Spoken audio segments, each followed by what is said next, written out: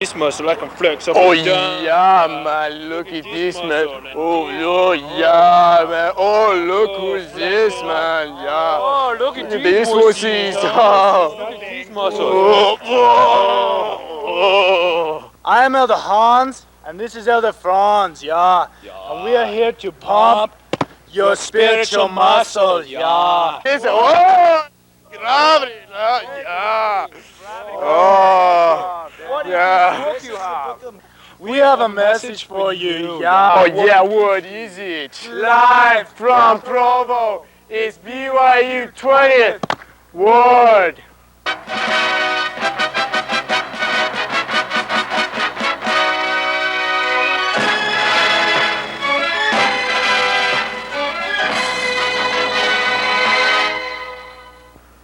Good evening. My name is Lance Dean. You may remember me. I was the executive secretary for the BYU 20th Ward. Right now it's the year 2044. Bishop Clark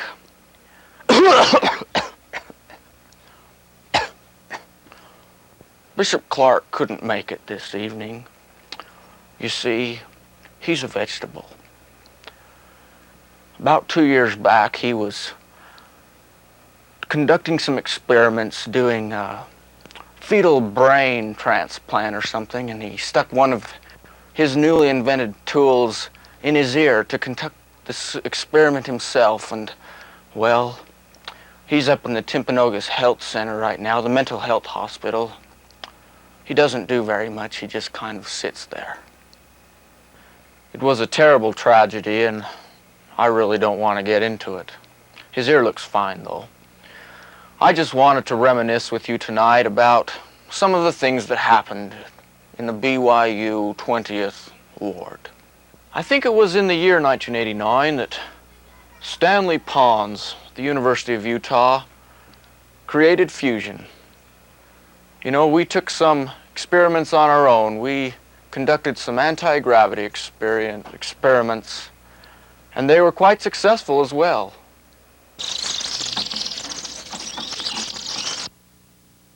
The anti-gravity experiment was successful, and we were soon able to find a practical application for it. Yeah, I remember a lot of students brought a lot of different cultural varieties to the ward, and it really helped the ward grow and expand and become closer together. And you know, I remember Melanie Ashworth. She was from Provo, I think. She had a little native local game that she called tree knocking. Melanie would get some friends together and they'd decide who was going to play. Melanie was one of the better players. Then they'd get two gentlemen from Robinson Hall, and, well, the way the game went, the person who could knock the tree the hardest would win. Frank Farwell had a game. He's from California, and they're kind of strange people here. And nobody could quite figure out how to play the game.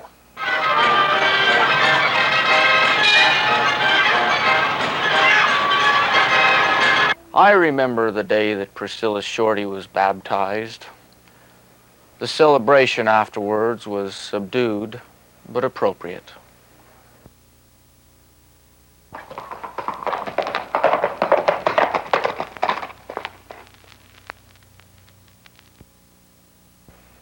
Oh, well, one unique thing about the ward is there was a lot of twins. There was Julie and Jenny. There was Shannon and Tracy, and, you know, we had another interesting set of twins, and they were Siamese twins, connected at the hip. You know, Amy, I remember at the beginning of the year, they tried to give you a calling in the ward, and could you tell us the kind of methods that the bishopric used to convince you of the importance of this calling? Okay, I'll tell you. These bozos came, and it was late at night, they said, Amy, get dressed. So I got dressed, put on a bunch of warm clothes, I walk outside, and they duct tape me from head to toe. They carry me outside actually, they couldn't carry me. They said I was too fat. They almost dropped me on my head. So then we were walking down there, and they duct taped my mouth, and they go to rip it off, and I thought my lips were going to come off. It hurt so bad. They started bleeding almost. So then they take me to their room, and they duct taped me to their bed.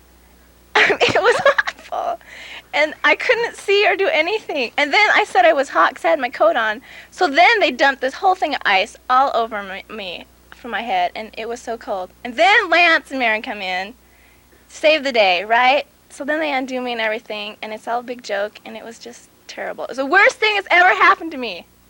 You know, there were a lot of different opinions and attitudes in the ward.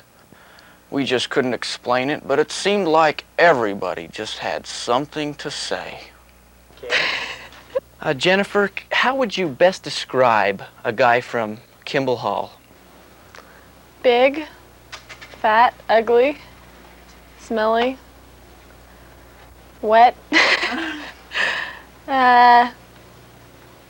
like if you touch him, he'd be gooey.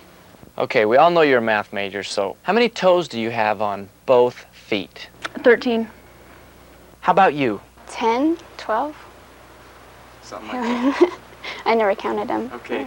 1, 2, 3, 4, 5, 6, 7, 8, 9. No, come on. Okay, well, what about the typical guy from Robinson Hall? What would he look like? They don't have cool hair. I don't know. They're just not with it. Style and... I don't know. Don't ask me another question. We want to know, how do you prepare to go on a date? Probably stay in my apartment for about 2 weeks, take a shower, 3 showers a day or so, or call a doctor, see how to get rid of the smell. I know you came real prepared for BYU, the experience here, but how many pairs of shorts did you bring? Like 2.5. One's like ripped all of 3. I have 3 pairs. 3 pair. Where do you want to go on your mission? Miami, Florida. What's there? Everything. Drugs, sex. Becky, this terrible thing happened. This cat ran in front of the car, and I didn't want to hurt it, so I had to swerve, and it just happened to run into another car that was in the other lane, which I didn't look to see if it was there. Please forgive me and get me a plane ticket home, okay? I remember the time that we thought that we'd have an etiquette class in the ward as a Sunday school extension, and well, then we talked about it in the bishopric meeting, and we figured that the members of the ward had all the etiquette that they needed, and that they would do just fine without it. Then we talked it over again one time, and we thought that maybe it would be a good idea. A really good idea. I remember Rick Jones. He was the Elders Quorum president, and he made a challenge to the Relief Society sisters. He spoke with great power and authority, and he proposed a contest to do our visiting teaching and our home teaching, and that the winner would get an ice cream feast. The sisters accepted the challenge. And in the true spirit of righteous competition,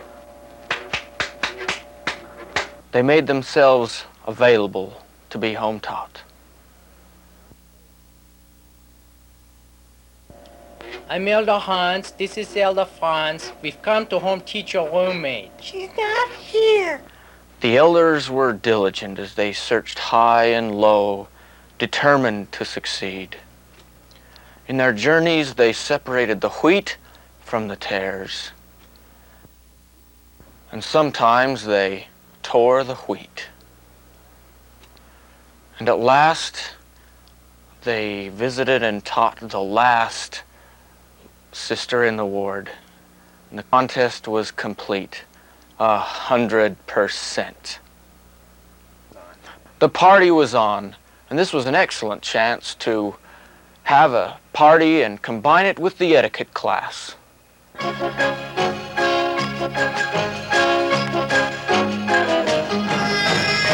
olden days, a glimpse of stocking was looked on as something shocking. Now heaven knows anything goes.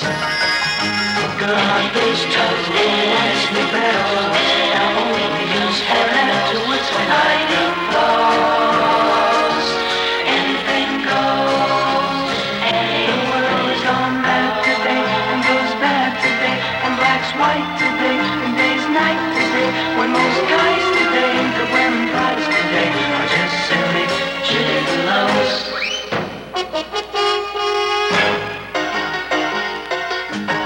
So though I'm not a great romancer, I know that you're bound to answer when I propose.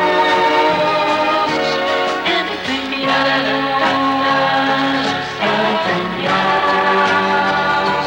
anything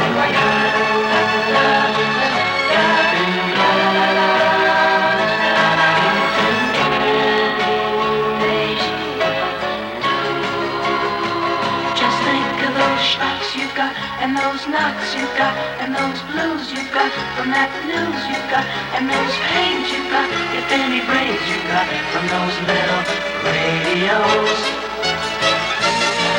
So I'm not a romancer, I know that you found out. So when I propose, anything goes, anything goes, anything goes.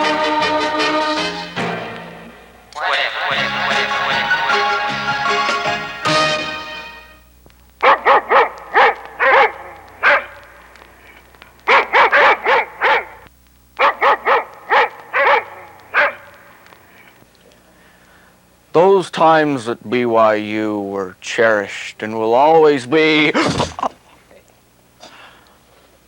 remembered and never forgotten.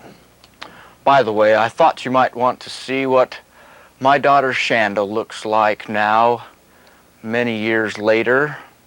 Shanda, come here, dear. Yayot. Yayot. Come up here, dear. Come up here, dear. What's your name? Sanda. Dean.